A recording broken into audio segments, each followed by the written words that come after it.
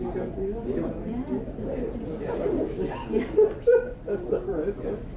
your email. That's fun. I believe it's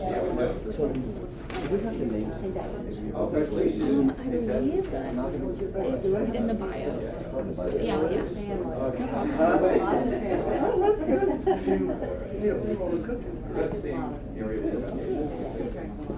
That's important. Yeah.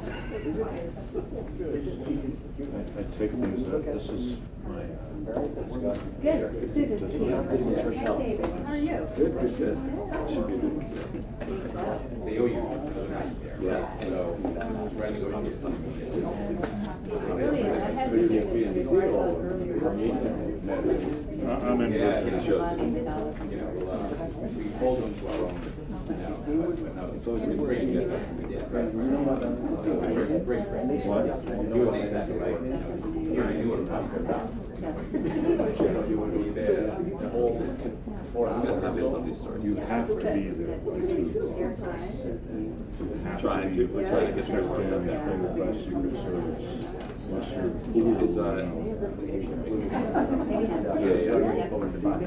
yeah, Verizon has it. I had to be there at 8 o'clock on the spot on Verizon. So it's like what I gotta do. Put it all right. Because there was a changeover in cyber. People asked if you were I mean, yeah, it's pretty big brand. Whenever I see that title, I think of this type of person. but it's, yeah.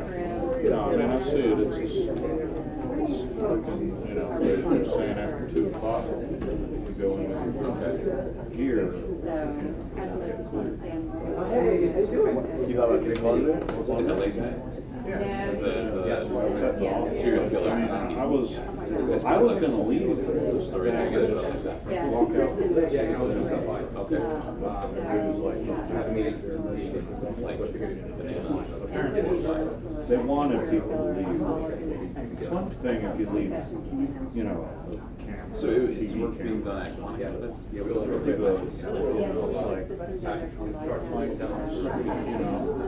first Sean said do, then he said or don't, then he said do last night. You want to drive back from the place. Yes, that's right. And then I'm like, I got there and I got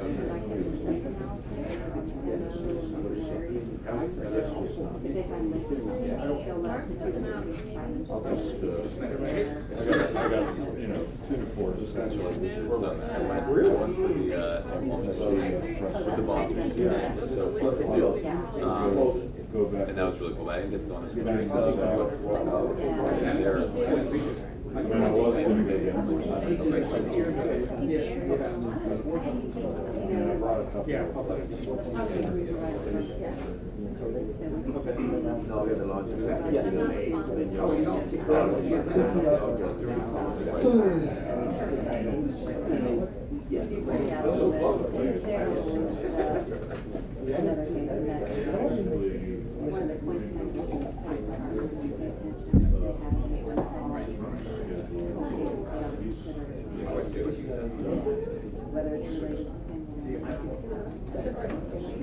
Yeah, parents still there at the same house. Hey, good to see you.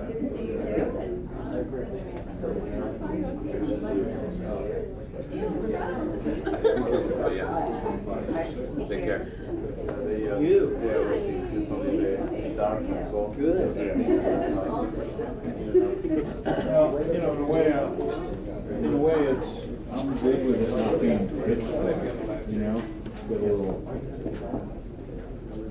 It's funny though. I mean, I was down in Atlanta for the weekend, and it's like you get like an hour more daylight in Atlanta.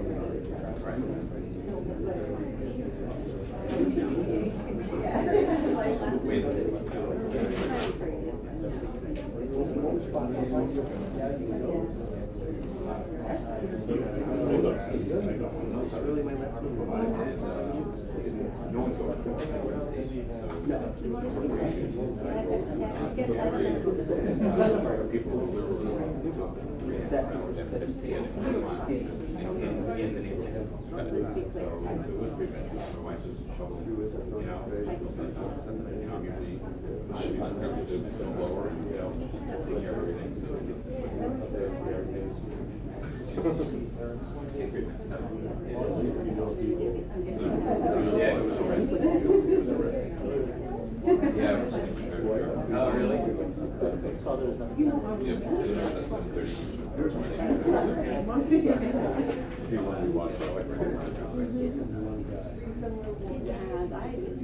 Oh, yeah.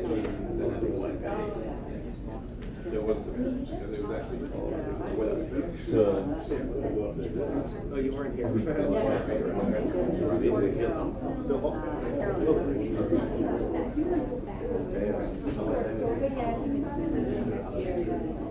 right. That's his friend's good there.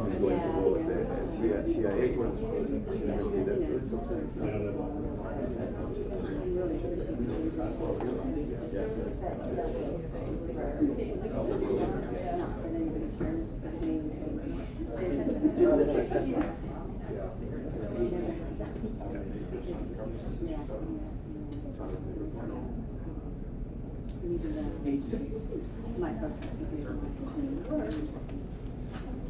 Yes, that's true.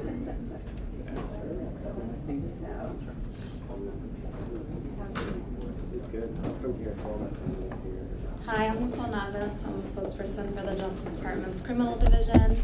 You will be hearing remarks by Deputy Attorney General Rod Rosenstein, followed by Assistant Attorney General Brian Minkowski of the Department's Criminal Division, followed by U.S. Attorney Craig Carpenito for the District of New Jersey, followed by Executive Assistant Director Amy Hess of the FBI.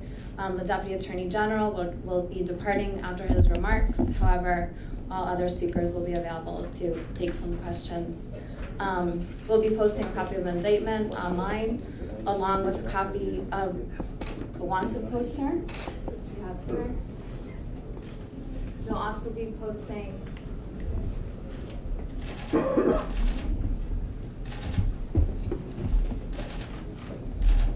They'll also be posting a map of all the victim locations that we just ask if you can please keep your questions directed to our announcement today. Thank you.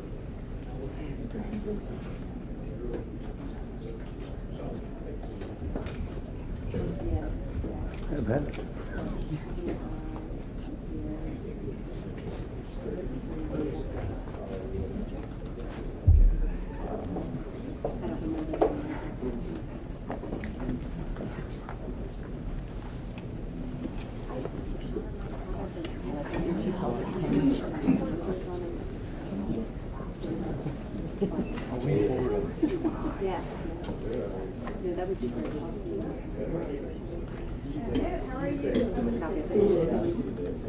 If it's the same, some of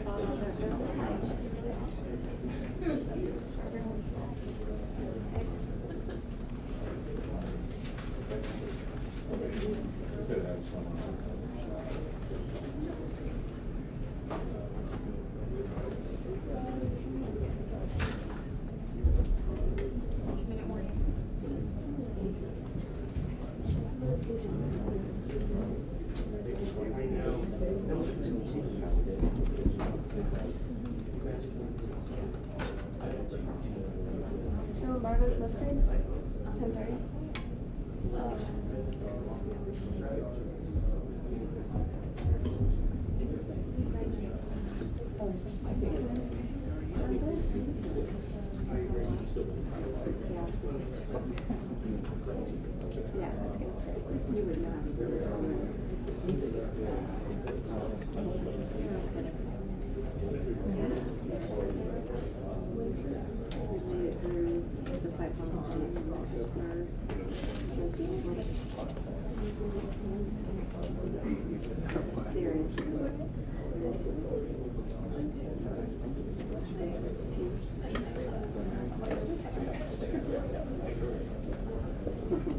Yeah, I was gonna say, you would not.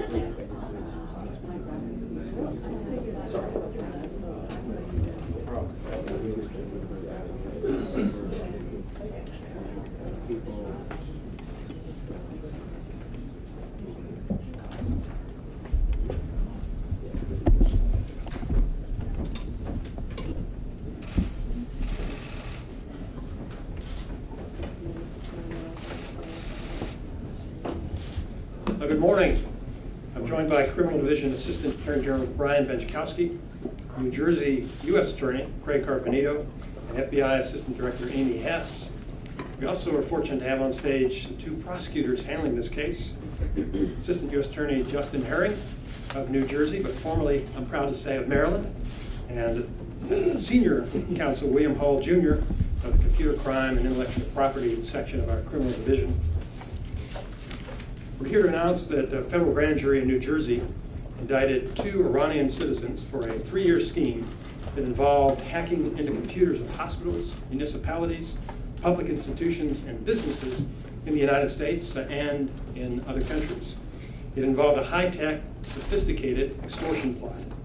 The defendants allegedly hijacked victims' computers and shut them down until the victims paid a ransom. The conspirators collected more than $6 million in extortion payments and caused more than $30 million in losses.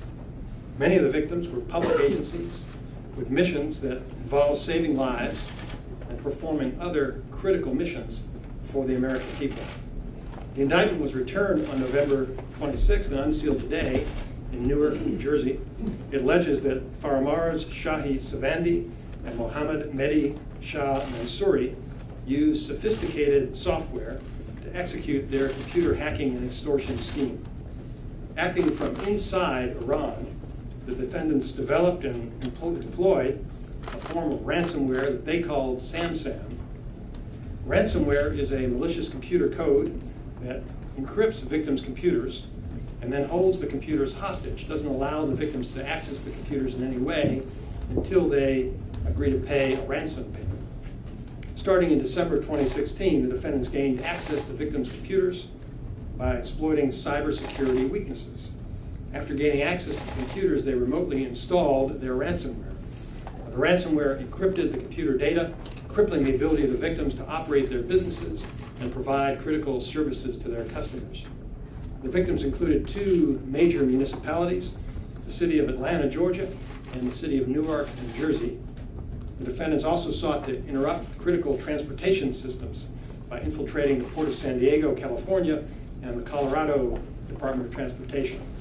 In addition, the defendants infected the computers of 6 healthcare-related businesses and from across the country, impairing the ability of those companies to provide healthcare to sick and injured patients. The defendants chose to focus their scheme on public entities. They specifically are alleged to have chosen public entities as the targets of this fraud scheme, hospitals and municipalities. They knew that shutting down those computer systems would cause significant harm to innocent victims and would maximize their leverage, their ability to extort those ransom payments from the victim organizations. The indictment alleges that the defendants demanded payments in the form of a virtual currency known as Bitcoin. Bitcoin contributes to the increasing sophistication of criminal schemes that our prosecutors and agents confront. It is a common currency for criminal schemes, including websites that distribute child pornography and deadly opioid drugs, as well as ransomware and other tools used for extortion. The defendants allegedly communicated using the Tor network, an encrypted computer network designed to facilitate anonymous communication over the internet. I want to make clear that we support the use of encryption to safeguard private information and to protect security for American citizens, businesses, and government agencies. But this case highlights one of the challenges that law enforcement faces as a result of encryption that is designed specifically to disrupt law enforcement. I'm grateful that you're going to hear from Amy Hess, who is one of the FBI's leading experts on the challenges that the government faces as a result of encryption technology. Sophisticated encryption technologies like the Tor network are used by cyber criminals to commit serious offenses. Those sophisticated technologies pose a real threat to the government's ability to keep people safe and to ensure that criminals and terrorists are caught and brought to justice. I think it's important for us as law enforcement professionals to highlight that issue for the American people and for legislators to understand the challenges that we face. Now, we are often able to overcome them, as we have in this case, but in some cases we're not. And even when we are, it often takes time and significant resources in order for us to overcome those encryption techniques.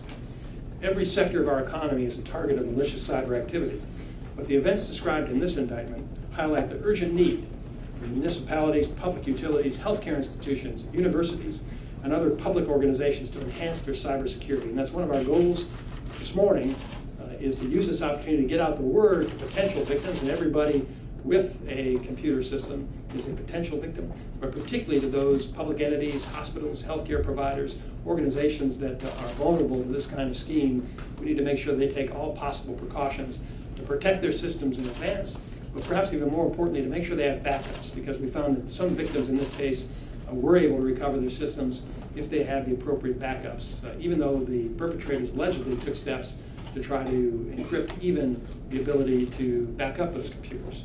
So publicly revealing this nefarious hacking scheme will make it harder for the perpetrators and others like them to do business in the future. As a result of the indictment, these defendants are now fugitives from American justice. And American justice has a long arm, and we will wait, and eventually we're confident that we will take these perpetrators into custody. They face arrest and extradition to the United States in many nations that honor the rule of law. We call on all nations, all civilized nations, to prevent their citizens from using the internet to perpetrate fraud schemes in foreign countries. We do that here. We hold people accountable if they try to perpetrate fraud schemes elsewhere, and we expect foreign countries to do the same with citizens in their country.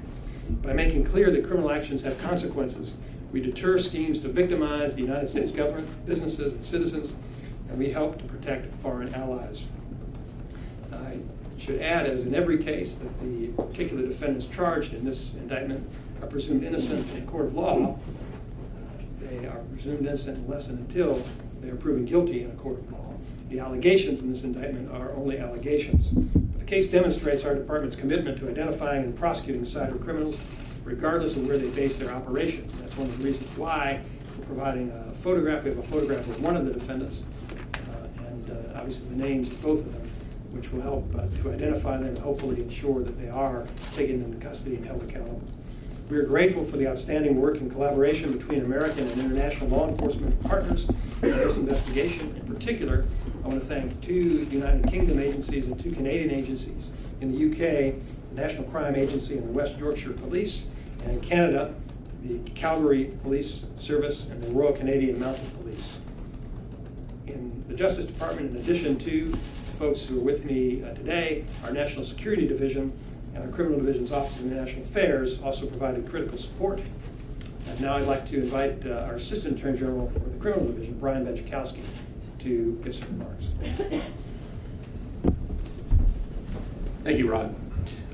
This case is another example of the hard work being done here at the Department of Justice every day, where we continue onwards with business as usual, working with our law enforcement and U.S. attorney partners around the country. What's not business as usual is the conduct in this case. The indictment announced today is the first ever indictment against criminal actors for deploying a for-profit ransomware hacking and extortion scheme.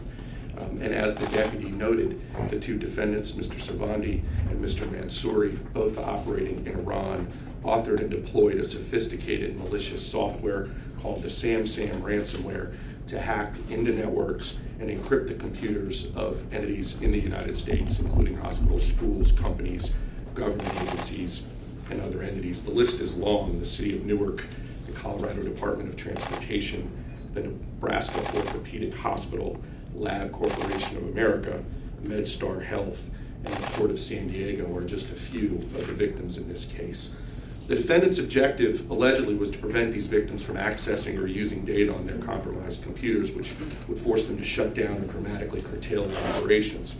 According to the indictment, the defendants then extorted ransom payments from their victims by threatening to withhold or otherwise delete the decryption keys needed to unlock the data. For example, on May 28, 2016, the defendants allegedly accessed the network of Kansas Heart Hospital and deployed the ransomware to encrypt the hospital's computers. They then extorted the hospital by demanding a ransom payment in Bitcoin in exchange for the decryption keys to unlock the data. According to the indictment, the defendants conducted online searches concerning the hospital and accessed its website a few days before the attack.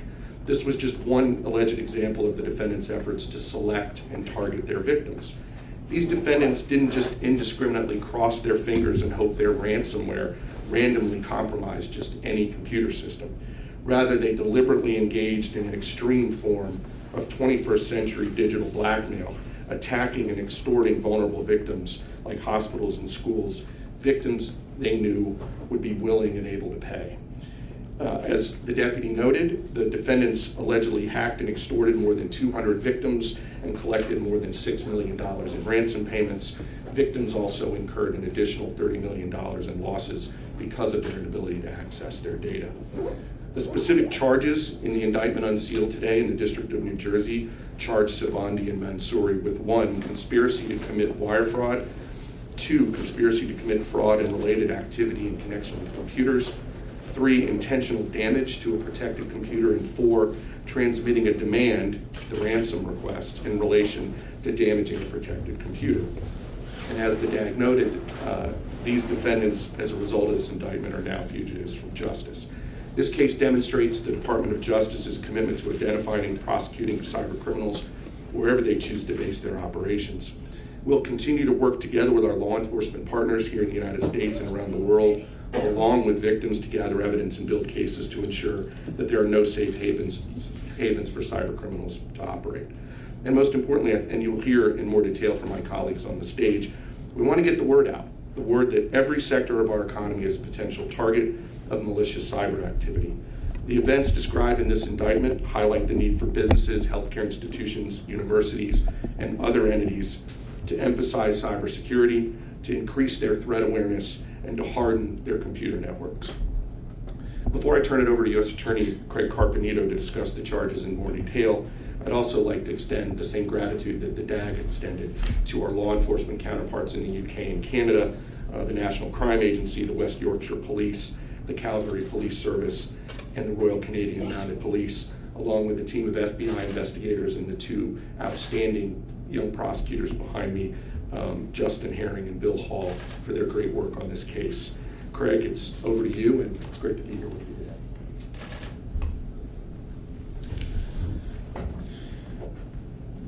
I'm going to just underscore a couple of the points that Deputy Attorney General Rosenstein has already made, as well as AAG Pensakowski. SamSam ransomware is a dangerous escalation of cybercrime. Most cybercrimes are at bottom about theft. This is a new type of cybercriminal. Money is not their sole objective. They're seeking to harm our institutions and our critical infrastructure.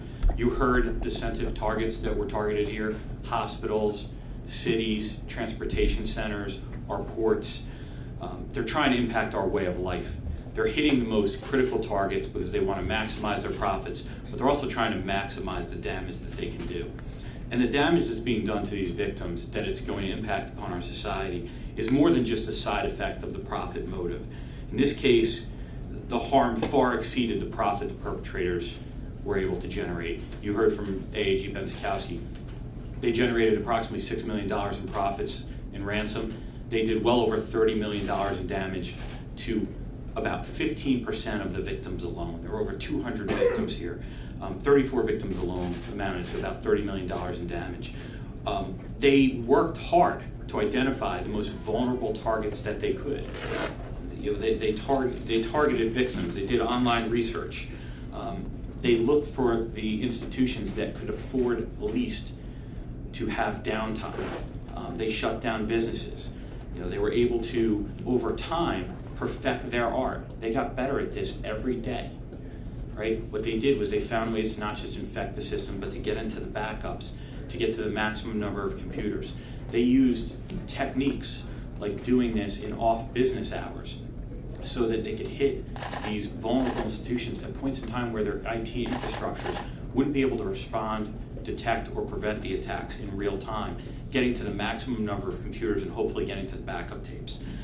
They used sophisticated techniques. The encryptions that they did were targeted and they scanned for known vulnerabilities using European-based private servers to launch their attacks. By crippling regular business operations, they put these institutions in a spot where they really couldn't fight back without paying the ransom. And after encrypting, the extortion was perpetrated by leaving a ransom note in the form of a file on each of the computers. The ransom notes usually threatened to permanently delete the description keys for the victim's computers after 7 days. A copy of one of those ransom notes is attached as attachment A to the indictment. That's for this City of Newark ransomware case. They used Bitcoin exchangers to convert their ill-gotten gains into Iranian rial. And the main reason we're here talking about this today is because the public plays an important role in the department's ability to investigate, detect, prosecute these crimes, and importantly, educate people about the type of impact and the type of risks that are out there. Individuals or institutions who believe they may have been a victim of a ransomware attack should contact law enforcement immediately. Law enforcement can help victims understand what happened, share information about related incidents or malware, and ensure proper investigation and preservation of evidence. That type of education is the best defense to make sure that these perpetrators don't continue in their efforts. The District of New Jersey would like to thank the DAG for its continued commitment to the investigation and prosecution of emerging cybercrime. I'd also like to thank AAG Benzikowski and his team at CSIPS for their collaboration on this prosecution. But finally, most of all, I think we should thank AUSA and the chief of my cybercrime unit, Justin Herring, and his colleague, Bill Hall. These are the talented young prosecutors who work on these cases that make them possible. Their unwavering dedication to rooting out cybercriminals is incredible, and without resources like this, we couldn't get these cases done. These are some of the most difficult cases to pursue, the difficult cases to figure out. And finally, I want to thank the special agent in charge of the Newark Division's FBI office, Greg Erie, and his team of outstanding agents from the FBI, who I see in the back, who've doggedly pursued these perpetrators, through thick and thin for the past 2 years. Without them, none of this would be possible. Thank you. Good morning. Mimi Hess for the FBI. Today's action is charging 2 Iranian cyber actors with launching the SamSam ransomware, are the latest in a series of indictments of overseas cyber criminals. It illustrates the continuing trend of malicious cyber activity emanating from Iran.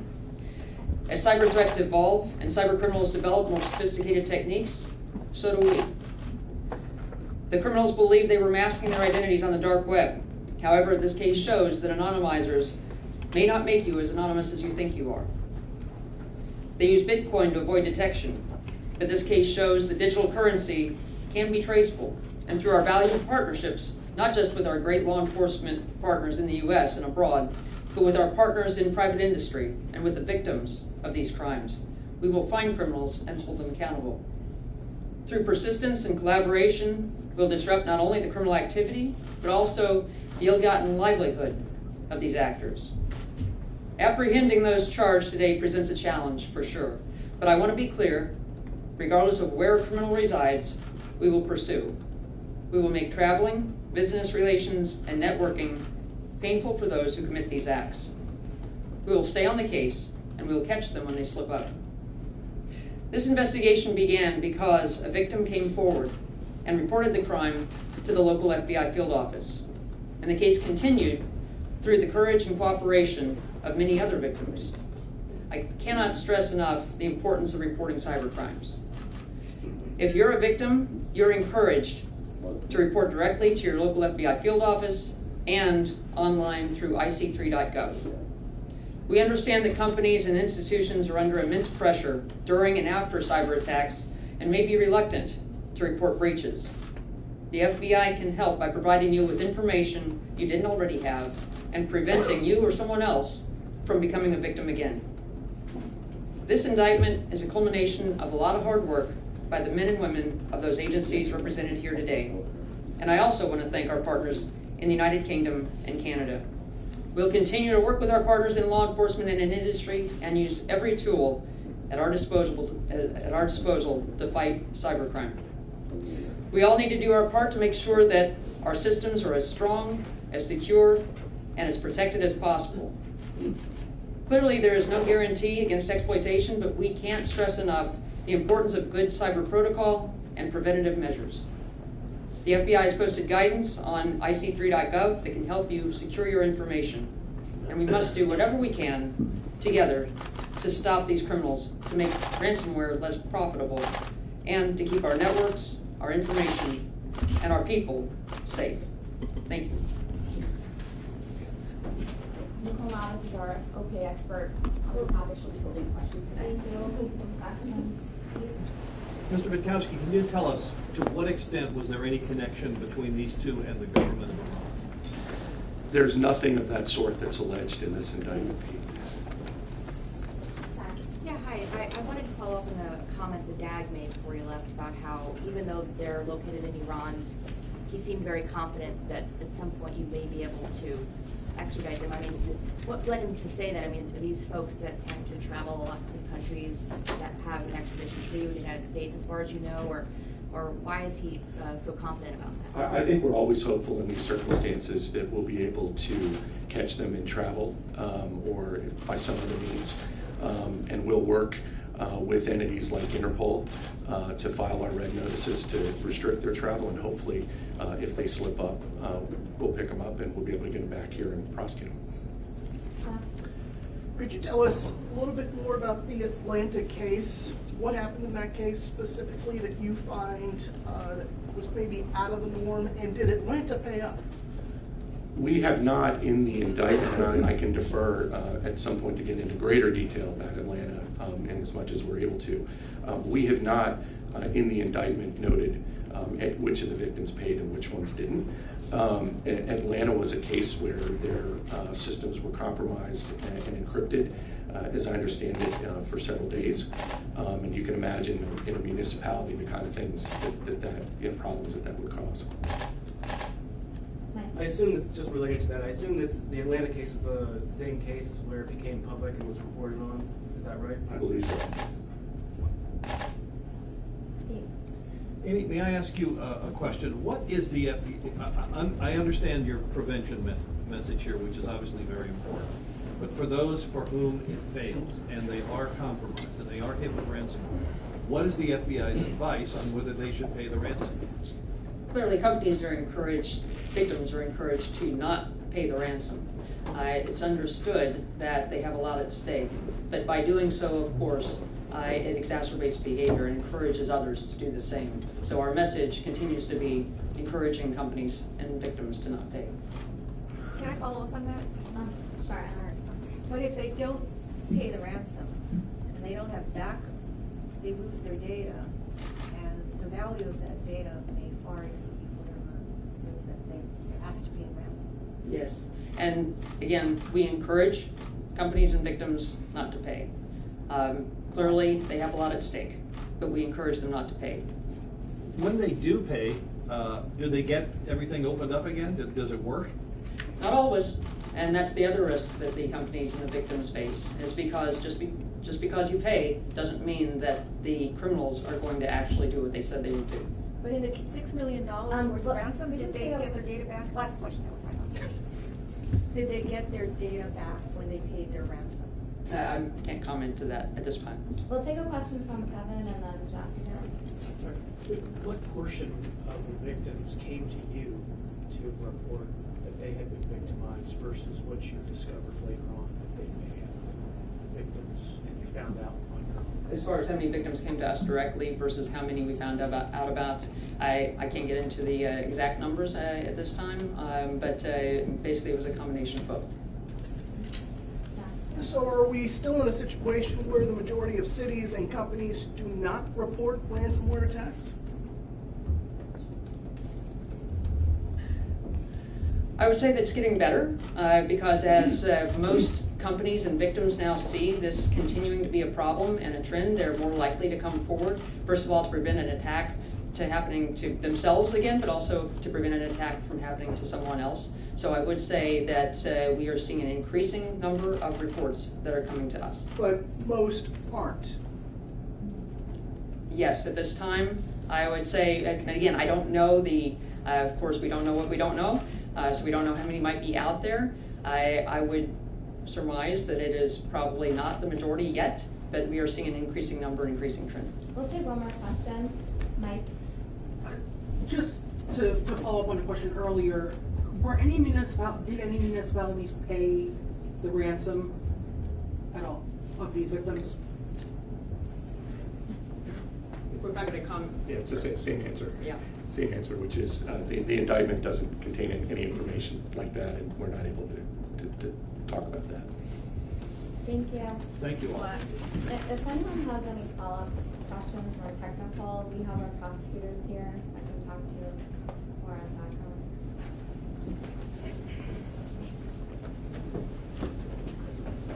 There's also a Treasury Department press release that relates to this announcement. Yeah, we saw. Right, it's relating to financial exchanges, sanctions, or they believe on the financial exchanges. We're not commenting on that, but it's related to.